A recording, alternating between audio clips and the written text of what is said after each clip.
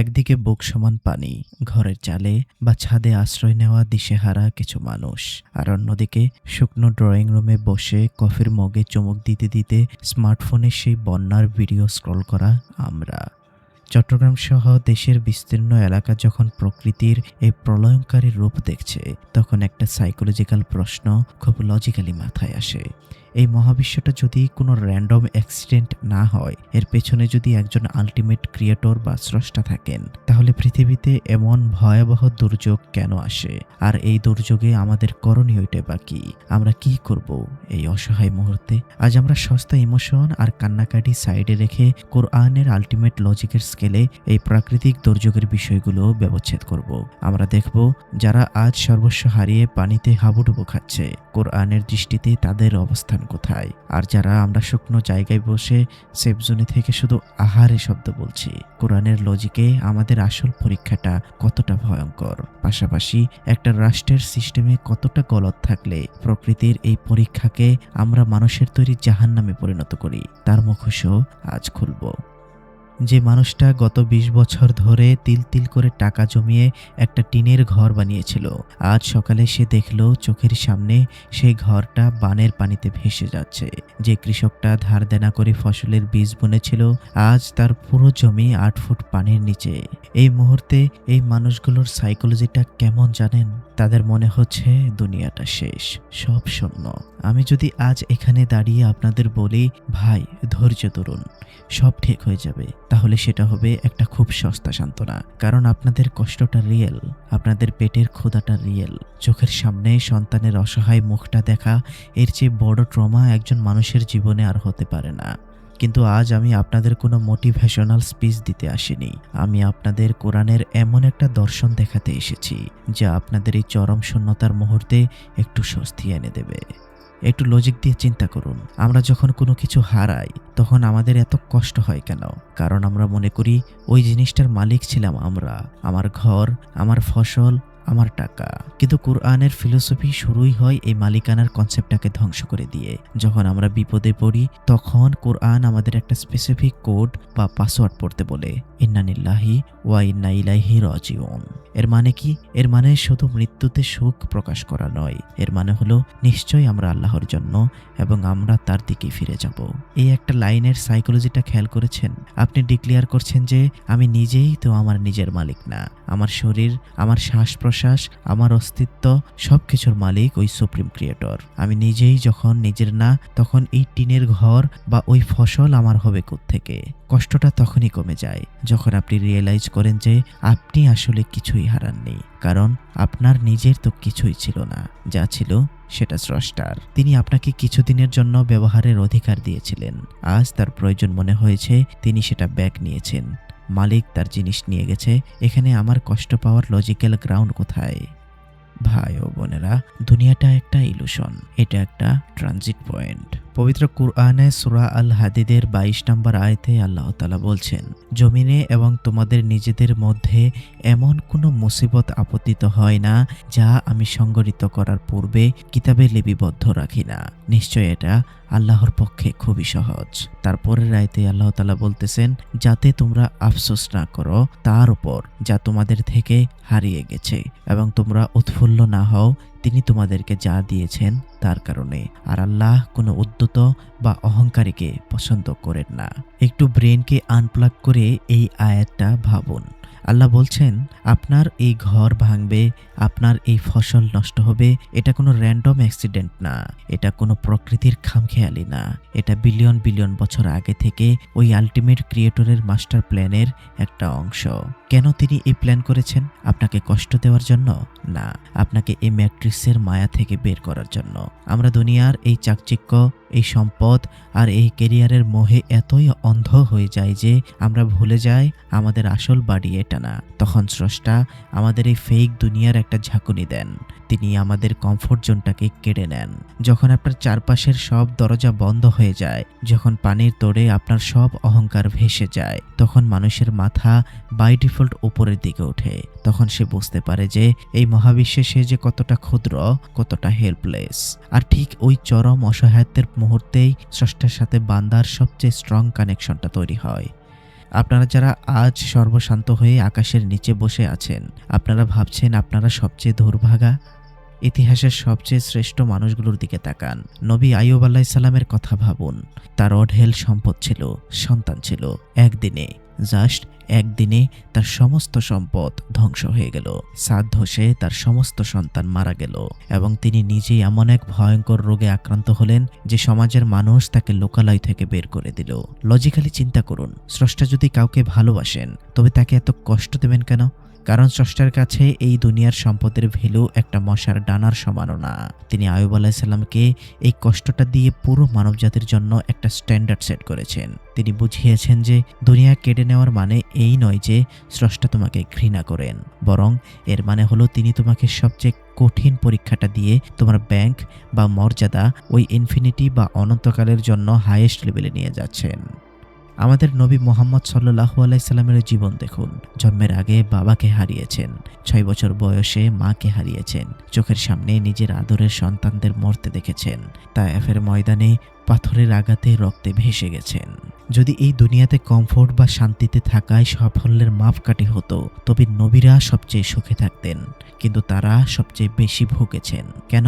কারণ এই দুনিয়াটা হলো একটা টেস্টিং গ্রাউন্ড। এখানে যে যত বড় ক্যান্ডিডেট তার পরীক্ষার প্রশ্নপত্র তত বেশি কঠিন। আর যারা আপনারা বানের পানিতে ভাসছেন, আপনাদের প্রশ্নপত্রটা অনেক কঠিন, কিন্তু বিশ্বাস করুন এই পরীক্ষার হলে আপনারা একা নন। ওই আরশের মালিক আপনাদের প্রতিটা দীর্ঘশ্বাস, আপনাদের প্রতিটা নীরব কান্না লাইভ দেখছেন। এই চরম বিপদের সময় শয়তান আমাদের ব্রেইনে একটা ডার্ক মেসেজ পুশ করার চেষ্টা করে। সে বুঝাবে তোর আল্লাহ তোকে ভুলে গেছে, দেখ তুই নামাজ পড়িস তাও তোর এই অবস্থা। আর ওই দুর্নীতিবাজ লোকটা কত শান্তিতে 3তলা বিল্ডিংয়ে ঘুমাচ্ছে। শয়তানের এই সাইকোলজিক্যাল ট্র্যাপে পা দেবেন না। ওই দুর্নীতিবাজ লোকটা শান্তিতে নেই, তাকে মূলত ঢিল দেওয়া হয়েছে। তাকে তার ইগো আর ফেক হ্যাপিনেসের ম্যাট্রিক্সে অন্ধ করে রাখা হয়েছে। আর আপনাদের কাছ থেকে আল্লাহ সাময়িক দুনিয়াটা কেড়ে নিয়ে মূলত আপনাদের জান্নাতের রাস্তাটা শর্টকাট করে দিয়েছেন।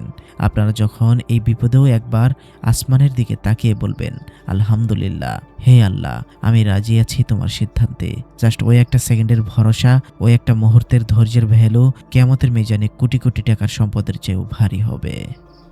ভাই ও বোনেরা, আপনাদের আসল বাড়ি এই চট্টগ্রামে না, আপনাদের আসল বাড়ি এই দুনিয়ার কোনো ফ্ল্যাটে না, আপনাদের আসল বাড়ি ওই জান্নাতে তৈরি করা হচ্ছে, যা কোনোদিন কোনো বন্যায় ভাসবে না, কোনো ভূমিকম্পতে ভাঙবে না। তাই ভেঙে পড়বেন না, নিজের সাইকোলজিকে শক্ত রাখুন। এই কষ্টটা সাময়িক, রাত যত গভীর হয় ভোর ততটাই কাছে আসে। স্রষ্টা আপনাদের পরীক্ষা নিচ্ছেন কারণ তিনিই আপনাদের কিছু একটা দিতে চান, এমন কিছু যা ম্যাট্রিক্সের হিসাবের অনেক অনেক বাহিরের কিছু। আর আপনারা যদি কোনো পাপ করে থাকেন, দুনিয়ার মোহে পড়ে থাকেন, মানুষকে কষ্ট দিয়ে থাকেন, অন্যায় করে থাকেন, কারো হক মেরে থাকেন, তো আপনি দয়া করে আল্লাহর কাছে ক্ষমা চেয়ে নিন। কারণ সূরা আন-নিসার ৭৮ নম্বর আয়াতে আল্লাহ তাআলা বলছেন, তোমরা যেখানেই থাকো না কেন মৃত্যু তোমাদের নাগাল পাবে, যদিও তোমরা সুদৃঢ় দুর্গে অবস্থান করো। আর যদি তাদের কাছে কোনো কল্যাণ পৌঁছে তবে বলে এটা আল্লাহর পক্ষ থেকে, আর যদি কোনো অকল্যাণ পৌঁছে তখন বলে এটি তোমার পক্ষ থেকে। বলো সব কিছুই আল্লাহর পক্ষ থেকে। সুতরাং এই কওমের কি হলো? তারা কোনো কথা বুঝতে চায় না, অর্থাৎ কোনো কল্যাণ আসুক বা কোনো অকল্যাণ আসুক সবকিছুর মূল সোর্স একই, তা হলো আল্লাহ। কিন্তু আল্লাহ পরের আয়াতে গিয়ে বলতেছেন, তোমার কাছে যে কল্যাণ পৌঁছে তা আল্লাহর পক্ষ থেকে, আর যে অকল্যাণ তোমার কাছে পৌঁছে তা তোমার নিজের পক্ষ থেকে। আর তোমাকে মানুষের জন্য রাসূল রূপে প্রেরণ করেছি এবং সাক্ষী হিসেবে আল্লাহ যথেষ্ট। এছাড়াও সূরা শুরার ৩০ নম্বর আয়াতে আল্লাহ তাআলা বলতেছেন, আর তোমাদের প্রতি যে মুসিবত আপতিত হয় তা তোমাদেরই কৃতকর্মের ফল, আর অনেক কিছুই তিনি ক্ষমা করে দেন। এই ৩টি আয়াত পড়ে আসলে মূলত কি দাঁড়ালো? ভালো ও মন্দ দুটোই আল্লাহর পক্ষ থেকে আসে, কিন্তু মন্দটা আমাদের কৃতকর্মের ফল। যারা আজ পানিতে ভাসছে তাদের সাইকোলজিটা আমরা দেখলাম, তাদের পরীক্ষাটা আমরা বুঝলাম, কিন্তু আজকের এই ভিডিওর মেইন ফোকাস তারা নয়। আজকের ফোকাস হচ্ছে আমরা, আমি, আপনি এবং সেই কোটি কোটি মানুষ যারা এই মুহূর্তে একটা শুকনো ঘরের ভেতরে বসে আছি, যাদের মাথার উপর ছাদ আছে, যাদের ফ্রিজে আগামী 1 সপ্তাহের খাবার স্টক করা আছে, যারা সোফায় গা এলিয়ে দিয়ে হাতে 1 মগ গরম কফি নিয়ে স্মার্টফোনে ওই ডুবে যাওয়া মানুষগুলোর ভিডিও দেখছি আর ভাবছি, আহারে মানুষগুলোর কি কষ্ট। একটু থমকে দাঁড়ান, নিজের ব্রেনকে একটা লজিক্যাল প্রশ্ন করুন। আপনি কি ভাবছেন আপনি বেঁচে গেছেন? আপনি সেফ? আপনি কি সাবকনসিয়াসলি ভাবছেন যে স্রষ্টাবোধ হয় আপনাকে খুব ভালোবাসেন, তাই তিনি আপনাকে শুকনো জায়গায় রেখেছেন আর ওদেরকে পানিতে ডুবিয়েছেন? যদি আপনার ব্রেইনে এই চিন্তাটা 1 সেকেন্ডের জন্য এসে থাকে, তবে আমি আপনাকে কোরআনের একটা ভয়ঙ্কর সাইকোলজিক্যাল রিয়েলিটি বলতে চাই। কোরআনের লজিক অনুযায়ী যারা বিপদে পড়েছে তাদের পরীক্ষা তো শেষ, তাদের যা হারানোর তারা তো হারিয়ে ফেলেছে। কিন্তু যারা নিরাপদে আছে, যারা ওই দূর থেকে বন্যা বা দুর্যোগটাকে টিভিতে দেখছে, কোরআনের দৃষ্টিতে তাদের আসল পরীক্ষাটা মাত্র শুরু হলো। এবং এই পরীক্ষাটা ওই বুক সমান পানিতে ডুবে থাকা মানুষটার পরীক্ষার চেয়েও 1000 গুণ বেশি কঠিন, 1000 গুণ বেশি ডেডলি। কেন জানেন? কারণ পানিতে ডুবে থাকা মানুষটার লড়াইটা হচ্ছে প্রকৃতির সাথে, আর শুকনো ঘরে বসে থাকা আপনার লড়াইটা হচ্ছে আপনার নিজের ইগো, আপনার নিজের নবস আর মডার্ন ক্যাপিটালিজমের তৈরি করা সবচেয়ে বড় ইলুশনের সাথে। আমাদের এই ক্যাপিটালিস্ট বা পুঁজিবাদী ম্যাট্রিক্স আমাদের ব্রেনকে একটা ভয়ঙ্কর ভাইরাসে ইনফেক্টেড করে দিয়েছে। এই ভাইরাসের নাম হলো ওয়ার্নারশিপ বা মালিকানা।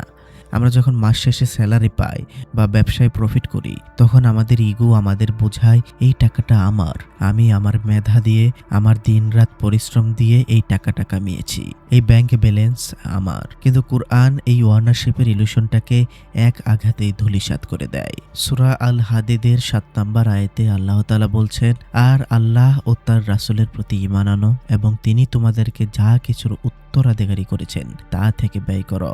অতঃপর তোমাদের মধ্যে যারা ঈমান আনে এবং ব্যয় করে তাদের জন্য রয়েছে বিরাট প্রতিফল। শব্দটা খেয়াল করুন। আল্লাহ বলছেন না যে তোমার সম্পদ থেকে ব্যয় করো, আল্লাহ বলছেন আমি তোমাকে যে সম্পদের ট্রাস্টি বা ম্যানেজার বানিয়েছি সেটা থেকে ব্যয় করো। লজিকটা বুঝুন। আপনি একটা ব্যাংকের ম্যানেজার, ব্যাংকের ভল্টে কোটি কোটি টাকা পড়ে আছে। এখন ম্যানেজার যদি মনে করে ওই ভল্টের টাকাগুলো তার নিজের, তাহলে তাকে আপনি কি বলবেন? চোর, আত্মসাৎকারী। ঠিক একইভাবে আপনার পকেটে বা ব্যাংক অ্যাকাউন্টে যে টাকাটা আছে, কোরআনের ফিলোসফি অনুযায়ী আপনি ওই টাকার মালিক নন, আপনি হলেন ওই টাকার ম্যানেজার। স্রষ্টা আপনাকে ওই টাকাটা দিয়ে জাস্ট চেক করছেন যে আপনি কি ট্রাস্টি হিসেবে আপনার ডিউটি পালন করেন, নাকি ইগোতে অন্ধ হয়ে ওই ভোল্টের টাকা নিজের বলে দাবি করেন। আর এই ডিউটি চেক করার সবচেয়ে বড় ফিল্ড হলো একটা প্রাকৃতিক দুর্যোগ। যখন দেশে এমন প্রলয়ঙ্কারী বন্যা হয়, তখন আমরা সাধারণত কি করি? আমরা আমাদের পকেট থেকে 100 বা 500 টাকা কোনো একটা ফান্ডে দিয়ে দিই। এরপর আমরা ফেসবুকে একটা স্ট্যাটাস দিই, আমরা নিজেদের খুব মহান মনে করি। আমাদের ব্রেন আমাদের একটা ডোপামিন হিট দেয় যে বাহ, আমি তো খুব ভালো মানুষ, আমি দান করেছি। আপনার এই ডোপামিন আর এই ফেক হ্যাপিনেস বেলুনটা এখন আমি কোরআনের লজিক দিয়ে ফটো করে দিচ্ছি। সূরা আল মাআরিজের 24 ও 25 নম্বর আয়াতে আল্লাহ তাআলা বলেছেন, আর যাদের ধন সম্পদে রয়েছে নির্ধারিত হক, প্রার্থী ও বঞ্চিতদের। আল্লাহ এখানে চ্যারিটি, দয়া বা দান শব্দ ব্যবহার করেননি, আল্লাহ শব্দ ব্যবহার করেছেন হক বা অধিকার। লজিকটা আপনার ব্রেনের নিউরনে ঢুকিয়ে নিন। আপনি যখন ওই বন্যা কবলিত মানুষটাকে 100 বা 1000 টাকা দিচ্ছেন, আপনি তার প্রতি কোনো দয়া দেখাচ্ছেন না, আপনি কোনো চ্যারিটি করছেন না, আপনি কোনো মহান কাজ করছেন না, বরং ওই টাকাটা ওই ডুবে যাওয়া মানুষটারই ছিল। স্রষ্টা শুধু ওই টাকাটা ডিরেক্টলি তার হাতে না দিয়ে আপনার পকেটের ভোল্টে রেখে আপনাকে একটা সাইকোলজিক্যাল টেস্টের মধ্যে ফেলেছেন।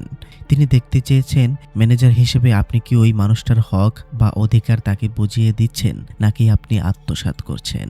আপনি যখন বিপদে পড়া মানুষটাকে সাহায্য করেন, আপনি তাকে উদ্ধার করেন না। কোরআনের লজিকে আপনি মূলত নিজেকে উদ্ধার করেন, নিজেকে একজন চোর বা আত্মসাৎকারী হওয়ার হাত থেকে রক্ষা করেন।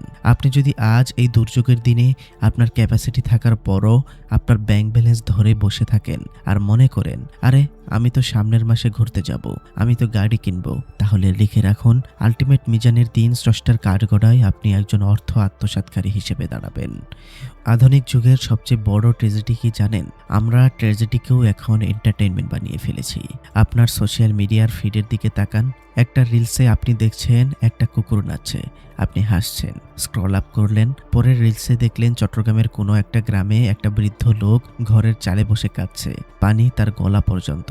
আপনি মুখ দিয়ে একটা ইস শব্দ করলেন, এরপর আবার স্ক্রল আপ করলেন, পরের রিলসে একটা ফুড ব্লগ, আর আপনি ভাবছেন আজ রাতে বিরিয়ানি খাবেন কিনা। এই যে সাইকোলজিক্যাল শিফট, একটা মানুষের জীবন মরণের লড়াইকে আপনি জাস্ট 5 সেকেন্ডের একটা কন্টেন্ট বানিয়ে স্ক্রল করে চলে গেলেন, এর মানে কি জানেন? এর মানে হলো হলো ক্যাপিটালিজম আর সোশ্যাল মিডিয়া আপনার ব্রেইনের এমপ্যাথি বা মানুষত্বের পার্টটাকে পুরোপুরি প্যারালাইজড করে দিয়েছে। কোরআনের ভাষায় এটাকে বলে কলবে মাইয়াত বা মৃত হৃদয়। আপনি ম্যাট্রিক্সে এমনভাবে আটকা পড়েছেন যে অন্য মানুষের কষ্ট আপনার কাছে এখন আর কষ্ট না, সেটা জাস্ট আপনার টাইমলাইনের আরেকটা ডেটা। স্রষ্টা এই দুর্যোগগুলো দিয়ে আমাদের এই মৃত হৃদয়গুলোকে একটা শক ট্রিটমেন্ট দেন। তিনি দেখতে চান আপনার ভেতরে এখনো কি মানুষত্বের আত্মা অবশিষ্ট আছে, নাকি আপনি জাস্ট একটা বায়োলজিক্যাল কনজিউমার মেশিনে পরিণত হয়েছেন যে শুধু খায়, ঘুমায় আর স্ক্রল করে। আপনি যদি এই ভয়াবহ বিপদের ভিডিও দেখেও শুধু একটু রিয়্যাক্ট দিয়ে বা একটা ইমোশনাল কমেন্ট করে নিজের দায়িত্ব শেষ মনে করেন, তবে আপনার সাইকোলজি চরমভাবে অসুস্থ। আপনি পেসিভলি একটা ক্রাইম করেছেন। আর লজিক বলে বিপদের সময় যার সামর্থ্য বা সাধ্য থাকা সত্ত্বেও যে নীরব থাকে বা কিছু করে না, সে মূলত ওই বিপদেরই পক্ষ নেয়। তাহলে প্রশ্ন হলো, ওই দুর্যোগে আমাদের অর্থাৎ যারা নিরাপদে আছে তাদের করণীয় কি? কোরআন আমাদের কাছে কি অ্যাকশন দাবি করছে? প্রথম কাজ হলো ব্রেনের সফটওয়্যার আপডেট করা। নিজেকে বোঝান যে আপনার পকেটের টাকা আপনার না, এটা একটা আমানত। আর আজ এই মুহূর্তে এই আমানতটা ওই বন্যা কবলিত মানুষগুলোর সবচেয়ে বেশি প্রয়োজন। আপনার আগামী মাসের লাক্সারি ট্যুর, আপনার নতুন গ্যাজেট কেনার প্ল্যান, এগুলো ডাস্টবিনে ছুঁড়ে ফেলুন। আপনার সেভিংসের একটা মেজর অংশ বের করুন। দ্বিতীয়ত, ফেসবুকে আল্লাহ সবাইকে রক্ষা করুন লিখে বসে থাকবেন না। দোয়া অবশ্যই করবেন, কিন্তু কোরআন শুধু প্যাসিভ দোয়াই বিশ্বাস করে না। বদরের যুদ্ধে নবী সাল্লাল্লাহু আলাইহি সাল্লাম শুধু তাঁবুতে বসে দোয়া করেননি, তিনি মাঠে তলোয়ার হাতে দাঁড়িয়েছিলেন। আপনার যদি ফিজিক্যাল ক্যাপাসিটি থাকে, ভলেন্টিয়ারদের সাথে রেস্কিউ টিমে জয়েন করুন। যদি সেটা সম্ভব না হয়, তবে যারা মাঠে কাজ করছে তাদের কাছে আপনার ফাইন্যান্সিয়াল সাপোর্ট পৌঁছে দিন। দুর্যোগের সময় আরেকটা ভয়াবহ ম্যাট্রিক্স চালু হয়, সেটা হলো বিজনেস সিন্ডিকেট। মানুষ পানিতে ডুবে মরছে, আর একদল ব্যবসায়ী চিড়া, মুড়ি, মোমবাতি আর লাইফ জ্যাকেটের দাম 3 গুণ বাড়িয়ে দেয়। কোরআনের ইকোনমিক্স অনুযায়ী বলা যায় এরা হলো একটা রক্তচোষা। এই শকুনগুলোকে সামাজিকভাবে বয়কট করুন। রাষ্ট্রের প্রশাসনের চেয়েও পাবলিকের লজিক্যাল রিয়াকশন বেশি পাওয়ারফুল। এদেরকে বোঝান যে দুর্যোগের সময় ব্যবসায়ের নামে এই ডাকাতি আমরা মেনে নেব না। আমরা বাঙালিরা খুব হুজুগে জাতি। বন্যা হলে প্রথম 3 দিন আমরা ট্রাক ভরে ত্রাণ নিয়ে যাই, তারপর পানি নেমে গেলে আমরা সব ভুলে যাই। কিন্তু কোরআনের লজিক বলে আসল কষ্ট শুরু হয় পানি নেমে যাওয়ার পর, যখন মানুষটা দেখে তার বাড়ি নেই, ফসল নেই, রোগে গ্রাম ভরে গেছে। আপনার দায়িত্ব শুধু আজকে একটা ত্রাণের প্যাকেট দেওয়াতেই শেষ নয়। আপনাকে আগামী 6 মাস ওই মানুষগুলোর পুনর্বাসন বা রিহ্যাবিলিটেশনের দায়িত্ব নিতে হবে। এটা একটা ম্যারাথন, কোনো 100 মিটারের স্প্রিন্ট নয়। কারণ পবিত্র কুরআনের সূরা আল বালাদের 14 নম্বর আয়াতে আল্লাহ তাআলা বলেছেন, অথবা খাদ্য দান করা দুর্ভিক্ষের দিনে ইয়াতিম ও আত্মীয় স্বজনকে, অথবা ধুলি মলিন মিসকিনকে। অতঃপর সে তাদের অন্তর্ভুক্ত হয়ে যায় যারা ঈমান এনেছে এবং পরস্পরকে উপদেশ দেয় ধৈর্য ধারণের, আর পরস্পরকে উপদেশ দেয় দয়া অনুগ্রহের। অর্থাৎ সূরা আল বালাদের 14 থেকে 17 নম্বর আয়াতের মধ্যে আল্লাহ এই দুর্ভিক্ষের দিনে খাদ্য দানের কথা বলেছেন।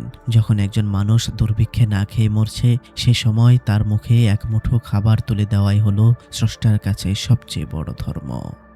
ভিডিওর এই পয়েন্টে এসে আমি আপনাকে একটা কথা খুব ক্লিয়ারলি বলতে চাই। প্রকৃতির এই দুর্যোগ আমাদের জন্য একটা অ্যালার্ম। এটা কোনো ইমোশনাল স্টোরি না। আজ এই মানুষগুলোর পরীক্ষা হচ্ছে পানি দিয়ে ঘরবাড়ি কেড়ে নিয়ে, আর আপনার পরীক্ষা হচ্ছে আপনাকে নিরাপদে রেখে, আপনার পকেটে টাকা রেখে। কাল কিয়ামতের দিন সেই আলটিমেট মিজানের সামনে যখন দাঁড়াবেন, তখন আল্লাহ আপনাকে জিজ্ঞাসা করবেন না যে আপনি কয় ওয়াক্ত নফল নামাজ পড়েছেন। আল্লাহ আপনাকে জিজ্ঞাসা করবেন, আমার এক বান্দা যখন পানিতে ডুবে যাচ্ছিল, তখন তুমি তোমার সোশ্যাল মিডিয়ার ফেক হ্যাপিনেস নিয়ে ব্যস্ত ছিলে, নাকি প্যান্ট গুটিয়ে পানিতে নেমে তাকে সাহায্য করেছিলে? আমি তোমাকে যে সম্পদ দিয়েছিলাম, তুমি কি সেটা তার কাছে পৌঁছে দিয়েছিলে? আপনার কাছে কি এর কোনো লজিক্যাল উত্তর আছে? যদি না থাকে, তবে আজ এই মুহূর্তে থেকে অ্যাকশনে নামুন। নিজের ইগোকে আনপ্লাগ করুন। ক্যাপিটালিজমের এই ফেক ম্যাট্রিক্স থেকে বেরিয়ে আসুন। আপনার সম্পদকে একটা আলটিমেট পারপাসে ব্যবহার করুন, কারণ একদিন আপনাকেও মরতে হবে। আর সেদিন আপনার এই ব্যাংক ব্যালেন্স, আপনার এই সেফটি, কিচ্ছু আপনার সাথে যাবে না। যাবে শুধু আপনার এই লজিক্যাল ডিসিশনগুলো।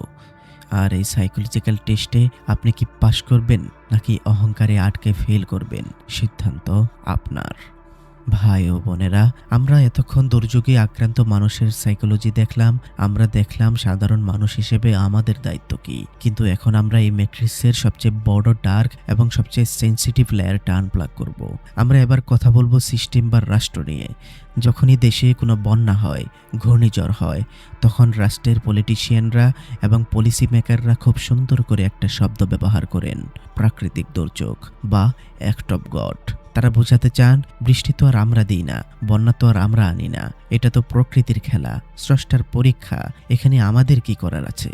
এই পয়েন্টে এসে আমি আপনার ব্রেনকে একটা লজিক্যাল ধাক্কা দিতে চাই। বৃষ্টি আকাশ থেকে পড়ে, এটা প্রাকৃতিক। পাহাড়ি ঢল নেমে আসে, এটাও প্রাকৃতিক। কিন্তু একটা দেশের লাখ লাখ মানুষ দিনের পর দিন পানির নিচে আটকা পড়ে থাকে, তাদের কাছে কোনো রেস্কিউ বোট পৌঁছায় না, তাদের বাচ্চারা না খেয়ে মারা যায়, এটা কোনো প্রাকৃতিক দুর্যোগ নয়, এটা হলো ম্যান মেড জাহান্নাম বা সিস্টেমের তৈরি করা এক ভয়ঙ্কর মৃত্যুফাত। আপনি প্রকৃতির উপর দোষ চাপিয়ে রাষ্ট্রের ব্যর্থতাকে জাস্টিফাই করতে পারেন না। বৃষ্টি বা নদীর পানি বাড়াটা স্রষ্টার তরফ থেকে আসা একটা টেস্ট হতে পারে, কিন্তু সেই পানি যাতে আপনার বেডরুমে না ঢোকে, সেই পানি যাতে আপনার ফসল না ভাসিয়ে নেয়, তার জন্য ড্যাম তৈরি করা, ড্রেনেজ সিস্টেম ঠিক রাখা এবং ইমার্জেন্সি রেস্কিউ টিম রেডি রাখা, এটা প্রকৃতির কাজ নয়, এটা রাষ্ট্রের কাজ। যখন রাষ্ট্র এই কাজগুলো করতে ফেল করে, তখন তারা নিজেদের চুরি আর অপদার্থতাকে ঢাকতে স্রষ্টার ঘাড়ে দোষ চাপায়। এটা হলো পলিটিক্যাল ম্যাট্রিক্সের সবচেয়ে বড় হিপোক্রেসি বা ভণ্ডামি। আধুনিক রাষ্ট্র ব্যবস্থা আমাদের ব্রেইনে একটা জিনিস খুব ভালো করে ঢুকিয়ে দিয়েছে, উন্নয়ন বা ডেভেলপমেন্ট। আমরা যখন দেখি বড় বড় ফ্লাইওভার হচ্ছে, মেগা প্রজেক্ট হচ্ছে, টানেল হচ্ছে, জিডিপি গ্রোথ বাড়ছে, তখন আমাদের ইগো বুস্ট হয়। আমরা ভাবি আমরা তো সিঙ্গাপুর হয়ে যাচ্ছি, ইউরোপ হয়ে যাচ্ছি। কিন্তু এই উন্নয়নের ফানুসটা ফুটো হতে জাস্ট 3 দিনের টানা বৃষ্টি লাগে। আজকে চট্টগ্রামের মতো একটা কমার্শিয়াল ক্যাপিটাল, যেখান থেকে দেশের ইকোনমিক একটা বড় অংশ আসে, সেই শহরটা যখন সামান্য বৃষ্টিতে 8 ফুট পানির নিচে তলিয়ে যায়, তখন আপনার ওই মেগা প্রজেক্টের জিডিপি দিয়ে আপনি কি করবেন? ওই ফ্লাইওভার কি আপনাকে ভাসিয়ে নিয়ে যাওয়া থেকে বাঁচাবে? কোরআনের ইকোনমিক্সে উন্নয়নের ডেফিনিশনে আকাশচম্বী বিল্ডিং বা চকচকে রাস্তা নয়। কোরআনের ইকোনমিক্সে উন্নয়নের প্রথম শর্ত হলো বেসিক হিউম্যান নিড বা মানুষের বেঁচে থাকার মৌলিক নিরাপত্তা। রাষ্ট্র হাজার কোটি টাকা খরচ করে চকচকে মেগা প্রজেক্ট বানাচ্ছে, কিন্তু একটা ইমার্জেন্সি ডিজাস্টার ম্যানেজমেন্ট সিস্টেম বা স্পিড বোর্ডের বহর রেডি করতে পারছে না। কেন? কারণ ফ্লাইওভার বানালে ফিতা কেটে ছবি তোলা যায়, পলিটিক্যাল পিআর হয়, আর কন্ট্রাক্টরদের পকেটে বিশাল পার্সেন্টেজ ঢোকে। কিন্তু ড্রেন পরিষ্কার করলে বা ফ্লাড শেল্টার বানালে তো আর চকচকে ছবি আসে না। অর্থাৎ রাষ্ট্রের কাছে আপনার জীবনের মূল্যের চেয়ে তাদের পলিটিক্যাল শো অফ বা শোডাউনের ভ্যালু অনেক বেশি। এই ক্যাপিটালিস্ট সিস্টেমে আপনি কোনো মানুষ নন, আপনি জাস্ট একটা ট্যাক্স পেইং বায়োলজিক্যাল ডেটা। আপনি ট্যাক্স দেবেন ফ্লাইওভার বানানোর জন্য, আর আপনি মারা যাবেন ড্রেনের পানিতে ডুবে। এটাই হলো এই সিস্টেমের ডার্ক রিয়েলিটি। এবার আসুন কোরআনের পলিটিক্যাল ফিলোসফিতে। ইসলামের রাষ্ট্রনেতা বা পলিটিশিয়ানদের অবস্থানটা কি? তারা কি দেশের মালিক? তারা কি রাজা? না, কোরআন তাদেরকে ডিফাইন করেছে একটা স্পেসিফিক শব্দ দিয়ে, আমানতদার বা ট্রাস্টি। পবিত্র কুরআনে সূরা নিসার 58 নম্বর আয়াতে আল্লাহ তাআলা বলছেন, নিশ্চয়ই আল্লাহ তোমাদেরকে আদেশ দিচ্ছেন আমানত সমূহ তার হকদারদের কাছে পৌঁছে দিতে, আর যখন মানুষের মধ্যে ফয়সালা করবে তখন ন্যায় ভিত্তিক ফয়সালা করবে। নিশ্চয়ই আল্লাহ তোমাদেরকে কতই না সুন্দর উপদেশ দিচ্ছেন, নিশ্চয়ই আল্লাহ সর্বশ্রোতা সর্বদ্রষ্টা। রাষ্ট্রের কোষাগারে যে ট্যাক্সের টাকাটা জমা হয়, সেটা কোনো পলিটিশিয়ানদের বা আমলার বাপের টাকা নয়, ওই টাকাটা হলো পাবলিকের আমানত। আর ওই আমানতের প্রথম ও প্রধান হক হলো বিপদের দিনে পাবলিকের জীবন বাঁচানো। আমি আপনাদের একটা হিস্টোরিক্যাল রেফারেন্স দিচ্ছি, একটু ব্রেন আনপ্লাগ করে শুনুন। ইসলামের দ্বিতীয় খলিফা ওমর ইবনুল খাত্তাব রাদিয়াল্লাহু আনহুর সেই বিখ্যাত কথাটা মনে আছে? তিনি বলেছিলেন, ফোরাত নদীর তীরে যদি একটা কুকুরও না খেয়ে মারা যায়, তবে কিয়ামতের দিন উমরকে আল্লাহর কাঠগড়ায় তার জবাবদিহি করতে হবে। লজিকটা বুঝতে পারছেন? একটা কুকুর, মানুষ তো অনেক দূরের কথা। খলিফা ওমর রাদিয়াল্লাহু আনহু বুঝতে পেরেছিলেন যে রাষ্ট্রের দায়িত্ব নেওয়ার মানে হলো একটা ভয়ঙ্কর আমানত বা ট্রাস্ট কাঁধে নেওয়া। এই ট্রাস্টে ফেল করার পানিশমেন্ট সোজা জাহান্নাম। আর আজ আমাদের সিস্টেমের দিকে তাকান, নদীর তীরে কুকুর নয়, নদীর পানিতে লাখ লাখ মানুষ ভেসে যাচ্ছে, তাদের ঘরবাড়ি ধ্বংস হয়ে যাচ্ছে, আর আমাদের পলিসি মেকাররা এসিতে বসে মিটিং করছেন আর মিডিয়ার সামনে বড় বড় বুলি উড়াচ্ছেন। ওমর রাদিয়াল্লাহু আনহু একটা কুকুরের মৃত্যুর ভয়ে কাঁপতেন, আর এরা শত শত মানুষের মৃত্যুতে জাস্ট একটা শোক বার্তা পাঠিয়েই নিজেদের দায়িত্ব শেষ মনে করে। কোরআনের লজিক অনুযায়ী এরা শুধু ব্যর্থ শাসক নয়, এরা হলো আমানত খেয়ানতকারী, আর আমানত খেয়ানতকারীর ডেফিনেশন ইসলামে একটাই, মুনাফিক। কিয়ামতের দিন এরা যখন ওই আলটিমেট মিজানের সামনে দাঁড়াবে, তখন এদের এই চকচকে প্রোটোকল, এই পলিটিক্যাল পাওয়ার কিচ্ছু থাকবে না। এদেরকে সাধারণ মানুষের রক্তের এবং কান্নার পাই টু পাই হিসাব দিতে হবে। স্পাইডারম্যান মুভির সেই বিখ্যাত ডায়লগটা শুনেছিলেন, with great power comes great responsibility. মহান শক্তির সাথে মহান দায়িত্ব আসে। দুর্যোগের সময় রাষ্ট্রের সবচেয়ে জঘন্য এবং কুৎসিত রূপটা কখন বের হয় জানেন? যখন ডিজাস্টার ক্যাপিটালিজম বা ত্রাণের রাজনীতি শুরু হয়। মানুষ 3 দিন ধরে না খেয়ে ঘরের ছাদে বসে আছে, তাদের কাছে রেস্কিউ টিম পৌঁছাচ্ছে না। কিন্তু যখনই কোনো পলিটিক্যাল নেতা বা আমলা সেই এলাকায় যান, তখন ঠিকই স্পিডবোটের অভাব হয় না, ঠিকই ক্যামেরাম্যানের অভাব হয় না। তারা আপনার ট্যাক্সের টাকায় কেনা ত্রাণের প্যাকেট আপনারই হাতে তুলে দেয়, আর প্যাকেটের উপর বড় বড় করে তাদের দলের নেতার ছবি বা তাদের নিজেদের নাম ছাপিয়ে দেয়। একটু সাইকোলজিক্যালি চিন্তা করুন, কতটা নিচু মানসিকতার হলে একটা মানুষ অন্যের জীবন মরণের সময়টাকে নিজের পলিটিক্যাল মার্কেটিং বা অ্যাডভার্টাইজিং টুল হিসেবে ব্যবহার করে। একজন ডুবন্ত মানুষের অসহায়ত্বকে এরা পিআর স্টান্ট বা ফটোশুটে পরিণত করেছে। আর শুধু কি ফটোশ্যুট, ত্রাণের চাল চুরি, ত্রাণের টিন চুরি, এগুলো তো এই ম্যাট্রিক্সের ওপেন সিক্রেট। যে মানুষটা নিজের সব হারিয়ে মৃত্যুর সাথে পাঞ্জা লড়ছে, তার মুখের ঘ্রাসটা যে নেতা বা যে চেয়ারম্যান চুরি করে নিজের গোডাউনে ঢোকায়, কোরআনের লজিকে তারা কোনো মানুষ নয়, তারা হলো মানুষের রূপ ধরা এক একটা শকুন। আল্লাহ কুরআনে খুব স্পষ্টভাবে সূরা নিসার 10 নম্বর আয়াতে একটা ওয়ার্নিং দিয়েছেন। আল্লাহ বলছেন, নিশ্চয়ই যারা ইয়াতিমদের ধন সম্পদ অন্যায়ভাবে ভক্ষণ করে, তারা তো তাদের পেটে আগুন খাচ্ছে, আর অচিরেই তারা প্রজ্বলিত আগুনে প্রবেশ করবে। এই সিস্টেমের শকুনগুলো আজ বুঝতে পারছে না যে তারা কি গিলছে, কিন্তু যখন সময় শেষ হয়ে যাবে, তখন এই ত্রাণের বস্তাগুলোই তাদের গলার ফাঁসি হবে। এবার আসুন আরেকটা ডার্ক রিয়েলিটিতে, যেটা নিয়ে আমাদের মিডিয়া বা রাষ্ট্র খুব একটা কথা বলতে চায় না। আমাদের দেশের যে বন্যাগুলো হয়, তার সব কয়টা কি শুধুই অতিবৃষ্টির কারণে হয়? না, এর পেছনে একটা ভয়ঙ্কর জিওপলিটিক্যাল ম্যাট্রিক্স কাজ করে, সেটা হলো পানির রাজনীতি। উজানের দেশগুলো যখন শুষ্ক মৌসুমে ড্যাম বা বাঁধ দিয়ে পানি আটকে রাখে, তখন আমাদের নদীগুলো শুকিয়ে মরুভূমি হয়ে যায়। আমাদের কৃষকরা পানির অভাবে হাহাকার করে। আর যখন বর্ষাকালে তাদের নিজেদের দেশে ওভারফ্লো বা অতিরিক্ত পানি হয়ে যায়, তখন তারা কোনো পূর্ব সতর্কতা ছাড়াই রাতের অন্ধকারে সবগুলো ড্যামের গেট একসাথে খুলে দেয়। লজিক্যালি এটাকে আমি কি বলি জানেন? এটাকে বলি ওয়াটার টেরোরিজম বা পানি সন্ত্রাস। আর এই জায়গায় আমাদের রাষ্ট্রের সবচেয়ে বড় ব্যর্থতা লুকিয়ে আছে। একটা স্বাধীন রাষ্ট্রের প্রথম কাজ হলো তার নাগরিকদের জীবন এবং সীমানার নিরাপত্তা দেওয়া। কিন্তু যখন রাতের অন্ধকারে বর্ডার পার হয়ে আসা পানির ঢল লাখ লাখ মানুষকে ডুবিয়ে মারে, তখন রাষ্ট্র কোথায় থাকে? কেন একটা রাষ্ট্র তার প্রতিবেশীর সাথে চোখে চোখ রেখে একটা লজিক্যাল এবং ন্যায্য পানি বন্টন চুক্তি করতে পারে না? কেন আগাম সতর্কবার্তা পাওয়ার জন্য ডিপ্লোম্যাটিক বা টেকনোলজিক্যাল সিস্টেম বিল্ড আপ করা যায় না? কারণ এই সিস্টেমটা ভেতর থেকে ফাঁপা। এরা নিজেদের দেশের ভেতরের ক্ষমতার দাপট দেখায়, কিন্তু জিওপলিটিক্যাল বা আন্তর্জাতিক টেবিলে এরা মেরুদণ্ডহীন। এরা নিজেদের পলিটিক্যাল ক্ষমতা টিকিয়ে রাখার জন্য প্রতিবেশী রাষ্ট্রের এই অন্যায়গুলোকে বছরের পর বছর ধরে ইগনোর করে আসছে। রাষ্ট্রের এই ডিপ্লোম্যাটিক ব্যর্থতা এবং মেরুদণ্ডহীনতার কারণেই আজ ওই সাধারণ মানুষটাকে তার ঘরবাড়ি হারাতে হচ্ছে। এটা কোনো প্রাকৃতিক দুর্যোগ নয়, এটা হলো একটা ফেইল্ড স্টেটের, একটা মেরুদণ্ডহীন সিস্টেমের ডিরেক্ট রিফ্লেকশন। তাই আজ থেকে দুর্যোগের জন্য শুধু আকাশকে বা আল্লাহকে দোষ দেওয়া বন্ধ করুন। রাষ্ট্র বা সিস্টেম হলো আধুনিক যুগের একটা ফেইল্ড বা ব্যর্থ রাজা। এরা আপনার কাছ থেকে ট্যাক্স নেবে, আপনাকে উন্নয়নের স্বপ্ন দেখাবে, কিন্তু বিপদের দিনে এরা আপনাকে একা মরার জন্য ছেড়ে দেবে। কোরআন আমাদের শেখায় যে কোনো জালিম সিস্টেম বা কোনো দুর্নীতিবাজ রাষ্ট্র চিরকাল টেকে না। যখন কোনো রাষ্ট্রের শাসকরা আমানতের খেয়ানত করে, পাবলিকের রক্তের উপর দাঁড়িয়ে পিআর স্টান্ট করে, আর মেরুদণ্ডহীন হয়ে নাগরিকদের অরক্ষিত রাখে, তখন সেই সিস্টেমের পতন শুধু সময়ের ব্যাপার।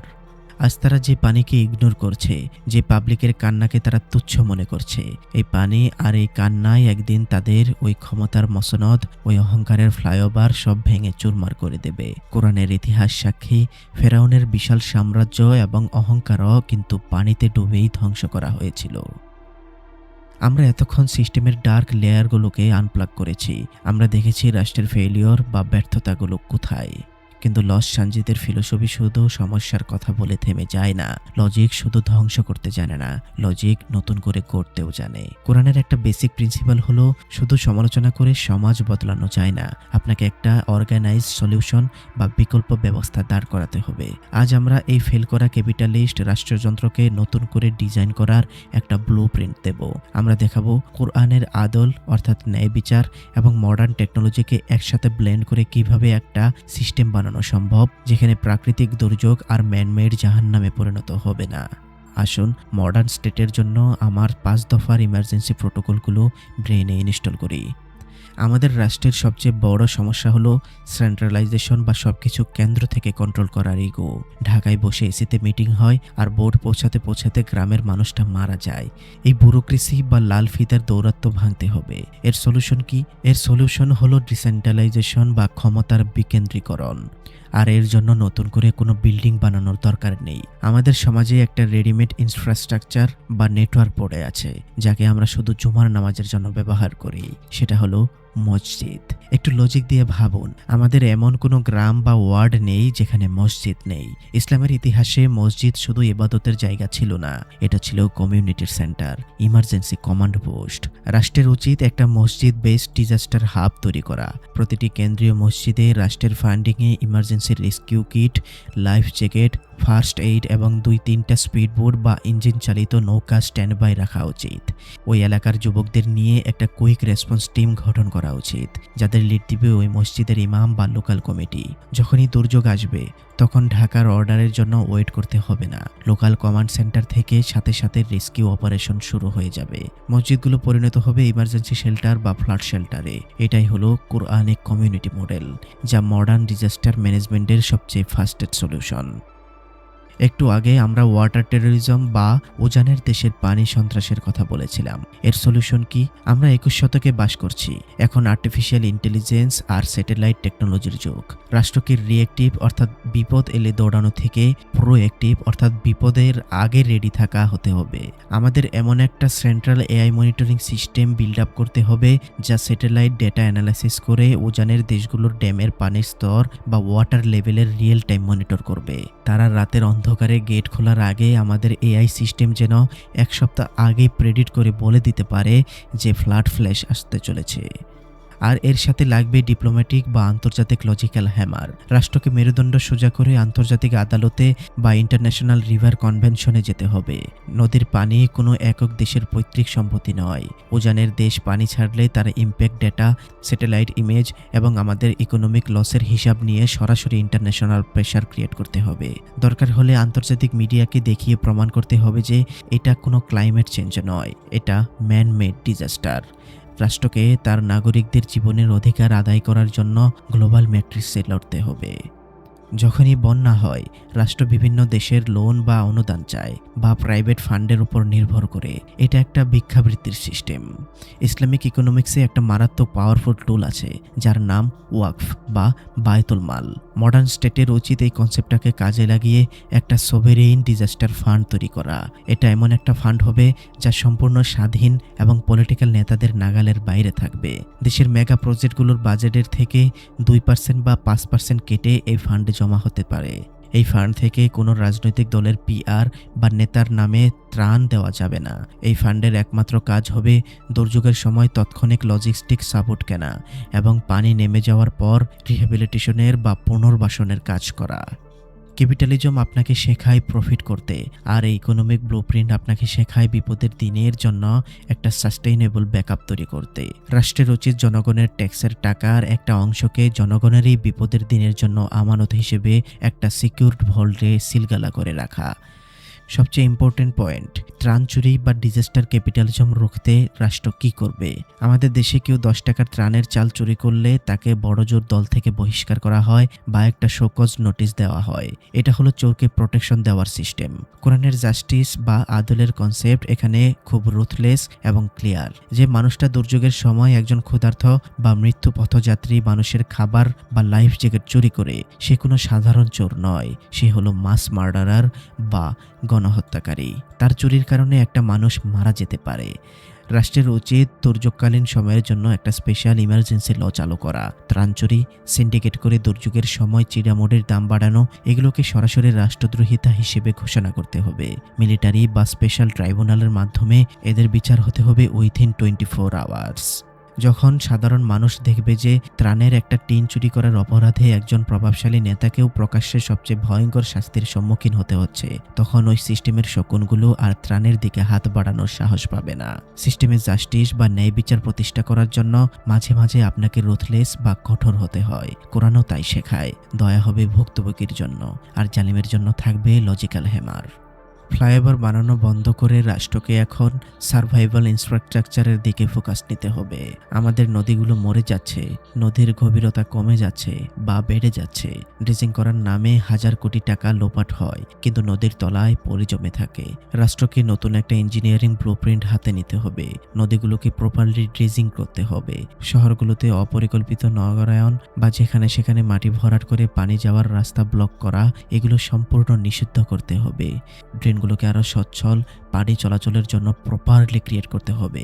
দরকার হলে আরো গভীরতা বাড়াতে হবে। প্রকৃতিকে তার ন্যাচারাল ফ্লো বা গতিতে চলতে দিতে হবে। ভাই ও বোনেরা, উন্নয়ন মানে জিডিপি বা চকচকে বিল্ডিং নয়। কোরআনের দৃষ্টিতে সত্যিকারের উন্নয়ন হলো সেই সিস্টেম যা একটা মানুষের জীবনের নিরাপত্তার গ্যারান্টি দেয়।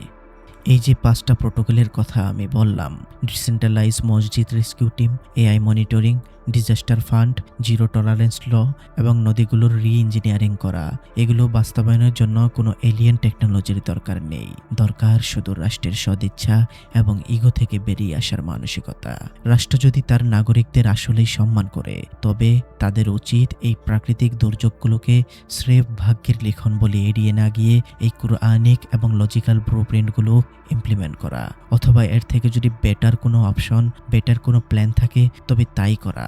সিস্টেম একটা মেশিনের মতো, আপনি এতে যেমন সফটওয়্যার ইনস্টল করবেন এটা তেমনই আউটপুট দেবে। ক্যাপিটালিজমের করাপ্ট সফটওয়্যার বাদ দিয়ে রাষ্ট্রের কোরআনের আদল বা জাস্টিসের সফটওয়্যারটা এবার ইনস্টল করা উচিত।